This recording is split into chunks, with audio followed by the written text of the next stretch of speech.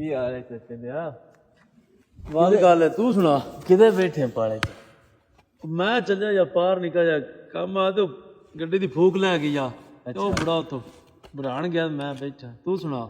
ਬਸ ਠੀਕ ਠਾਕ ਆ। ਤੇ ਅੱਜ ਕੱਲ ਤੇਰਾ ਸੱਜਣ ਬੜਾ ਉੱਡੇ ਅੱਜ ਦੇ ਪਾਰੇ ਵਾਲਾ ਉੱਥੇ ਆ ਕੇ ਜੋੜਾ ਚ ਵਾਲਾ ਬੜਾ ਅੱਜ ਧਿਆਨ ਹੈ। ਹਾਂ ਉਹ ਹੀ ਨਾ।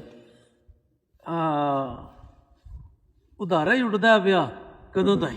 ਇਹ ਕੀ ਵਜ੍ਹਾ? ਮਜ਼ਾ ਇੰਜ ਹੀ ਹੈ ਬਸ। ਆ ਗਿਆ ਅਸਾਂ ਆਪਣਾ ਜੋਬਨ ਖੂਹ ਸੱਟ ਗਤਿਆ। ਵਾਹ। ਸਾਡੇ ਲੱਜ ਪਿੱਛੇ ਘਰ ਦੇ ਘਰ ਲੱਗ ਗਏ। ਆਹਾ ਚੜੀ ਹੋ ਜਾਈ ਆਠ ਗਰੀਬੀ ਦੀ, ਜਿਨ ਵੇਖ ਜਨਾਬ ਨੂੰ ਡਰ ਲੱਗ ਗਏ। ਵਾਹ। ਹੈ ਤਾਰੀਖ ਫਰੋਲ ਕੇ ਵੇਖ ਵਫਾ ਦੇ ਕੇਸ ਵਿੱਚ ਕਈ ਧੜ ਲੱਗ ਗਏ, ਕਈ ਸਰ ਲੱਗ ਗਏ। ਵਾਹ।